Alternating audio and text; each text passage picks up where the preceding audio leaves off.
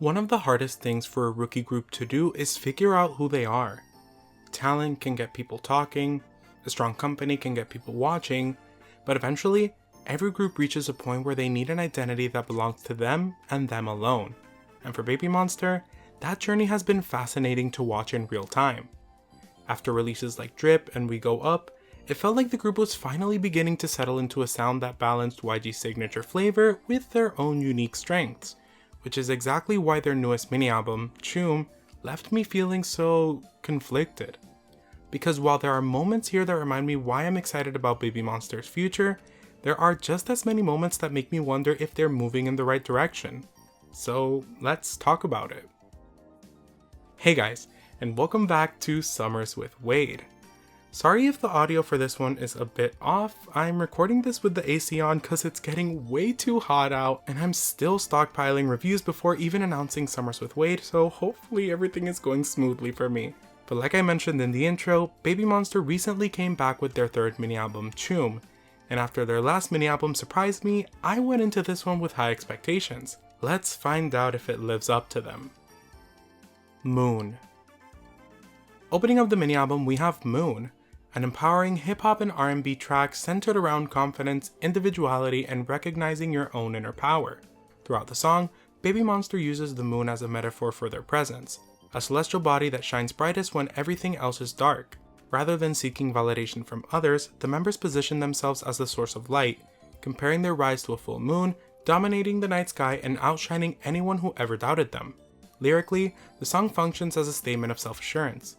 The members brush off negativity and criticism, embracing their unique identities while making it clear that they refuse to shrink themselves for anyone. The moon imagery reinforces this idea perfectly. Even when surrounded by darkness, they continue to shine, remaining impossible to ignore. Sonically, Moon feels like a noticeable departure from the louder, more explosive YG formula people typically associate with BABYMONSTER. Instead of relying on aggressive beat drops or maximalist production, the track leans into atmospheric hip-hop, alternative R&B, and trap pop influences. A deep 808 bassline anchors the song while dreamy synth textures swirl around the instrumental, creating an almost cosmic late-night atmosphere. The production remains relatively restrained throughout, allowing the members' vocal tones and rap deliveries to take center stage. Personally, I enjoyed the overall vibe of this track for the most part, especially during late-night drives. The pre-chorus was easily my favorite section. The way the instrumental opened up and the members shifted their cadence created a really satisfying sense of momentum. Unfortunately, the chorus didn't quite stick the landing for me.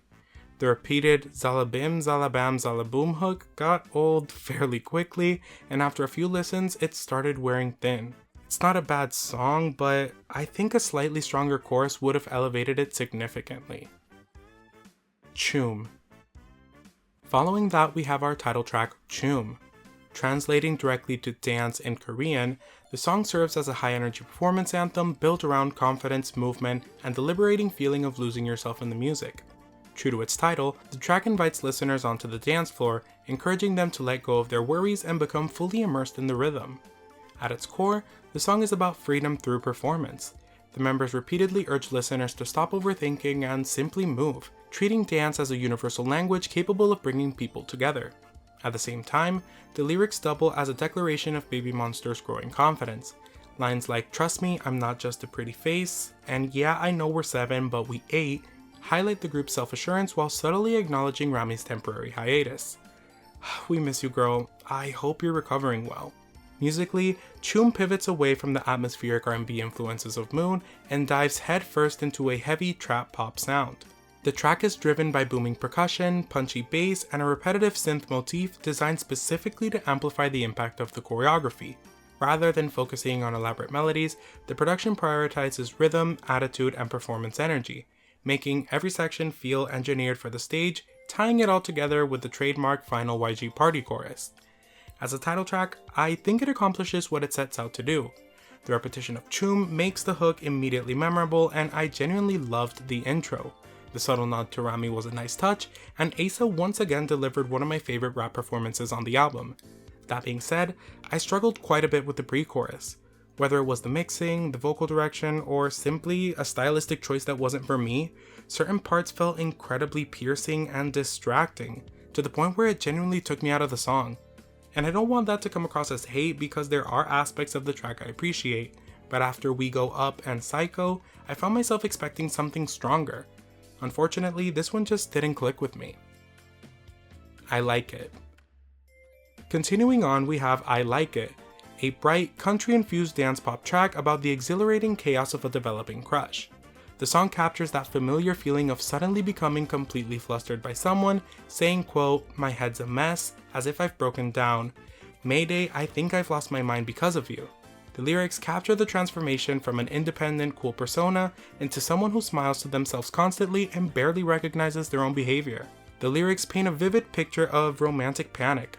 The members compare their emotions to a system malfunction, describing themselves as completely overwhelmed by feelings they can no longer control. Rather than hiding those emotions, however, the song gradually builds towards confidence.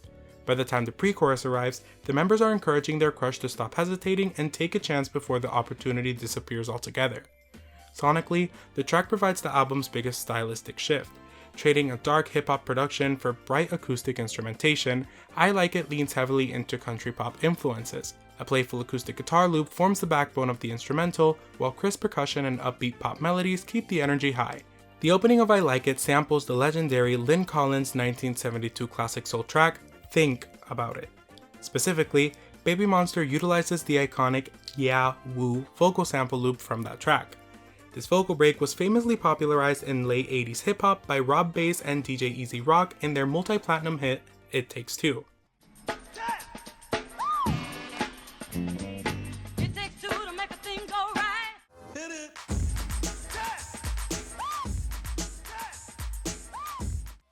Personally, this one wasn't really for me. I'm already not the biggest fan of country-inspired pop, so it had an uphill battle from the start. While I appreciate the effort to diversify the album's sound, the transition feels a little abrupt compared to the darker atmosphere established by the surrounding tracks. The switch up during the second verse almost ventures into mixed pop territory for me. It isn't completely disconnected from the rest of the song, but it does create a slightly jarring listening experience. Maybe if the project as a whole leaned further into brighter summer-like sounds, it would have felt more natural. As it stands, this is probably my least favorite track on the mini-album. Locked In. After the stylistic detour of I Like It, the album closes with Locked In, a track that feels much more aligned with the atmosphere established at the beginning of the project. Where songs like Moon and CHOOM focus on confidence, presence, and self-assurance, Locked In shifts that certainty toward another person. Instead of proving themselves to the world, the members devote that same unwavering conviction to a relationship. As a result, the song feels less like a grand finale and more like a moment of reflection after the chaos and energy of the album's earlier tracks. Lyrically, it's an intimate love song about total devotion, unshakable loyalty, and being completely consumed by someone who feels perfect for you. The phrase "locked in" serves as a slang metaphor for absolute dedication. The lyrics paint a picture of a true ride-or-die dynamic, with the members making it clear that they will stay loyal through it all, singing, quote, "Through thick and thin, you know I'm a ride, and if the world was ending, I would have to double back for you." The track explores the feeling of finding someone who understands you completely. The lyrics describe a love that brings constant warmth and comfort, transforming life seasons so that, quote, "every winter, summertime, because that person effortlessly provides everything they need." The slower pacing allows the emotions to breathe while placing a stronger spotlight on BABYMONSTER's vocal color and harmonies. Musically, Locked In shifts away from the intense energy that dominates much of the album and settles into a smooth, mid-tempo acoustic R&B groove. The production intentionally steps back from the aggressive 808s and heavy percussion found in other songs on the album, favoring a more organic and understated approach. Built around a gentle acoustic guitar riff, soft keyboard textures, and a relaxed R&B drum pattern, the track creates a soothing atmosphere that feels warm and effortless. So, shocker, the slower R&B track is my favorite. Call me predictable, but besides being one of my favorite genres, I think they pull it off exceptionally well. Even with the more rap-heavy moments, everything feels cohesive and intentional. The vocals are given room to shine, the production never overwhelms the song, and for me, it's easily the strongest track on the project. They close the album on a genuine high note. Final album thoughts. So did CHOOM live up to my expectations? Unfortunately, not really. What's frustrating is that I don't think this is a completely bad album. In fact, there are moments throughout the project that remind me exactly why I've been rooting for BABYMONSTER. The members are talented, the vocals are strong, the rap line remains reliable, and there are flashes of artistic growth scattered throughout the mini. Songs like Moon and especially Locked In showcase a more mature side of the group that I genuinely love to see them explore further. The problem is that CHOOM never fully commits to any one identity. The album opens with a darker atmospheric confidence that feels fresh for the group. Moon hints at a more restrained and sophisticated direction, one that relies on mood and charisma rather than sheer volume.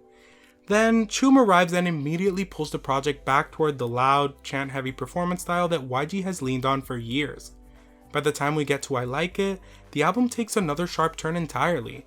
Individually, these songs may work for some listeners, but together, they never quite formed the cohesive journey I was hoping for. And truthfully, that's where my disappointment comes from. After releases like Drip and We Go Up, I felt like BABYMONSTER were beginning to carve out a unique identity for themselves beyond simply being the next YG girl group. There were signs of evolution and moments where they felt comfortable experimenting while still playing to their strengths. However, CHOOM feels like a step backward from that progression. Instead of building upon what was working, it feels caught between multiple ideas without fully developing any of them. Ironically, my favorite song on the album is Locked In because it feels the most confident in what it wants to be. It doesn't rely on gimmicks, excessive chanting, or shock value. It simply trusts the members' vocal chemistry and delivery to carry the song. For me, that's when BABYMONSTER are at their strongest. At the end of it all, CHOOM isn't an album I'll be returning to very often, if at all.